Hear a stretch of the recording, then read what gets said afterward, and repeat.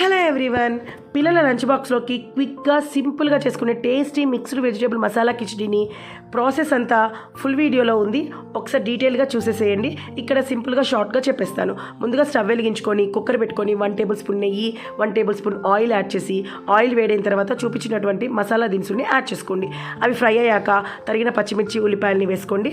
అవి కూడా ఫ్రై అయ్యాక అల్లం వెల్లుల్లి పేస్ట్ వేసి పచ్చివాసన పోయేంత వరకు ఫ్రై చేయండి. తర్వాత టమాటోస్ వేయండి.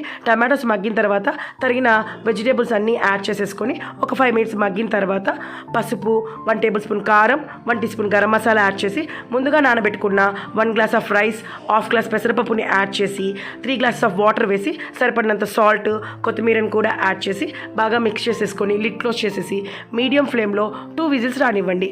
అంతే అండి, సింపుల్గా మిక్స్డ్ వెజిటేబుల్ మసాలా కిచడీ అయితే రెడీ అయిపోతుంది. ఒకసారి ట్రై చేయండి. మీకు ఎలా వచ్చిందో కమెంట్ చేయండి. వీడియో నచ్చితే ఒక లైక్ చేయండి. Thanks for the watching.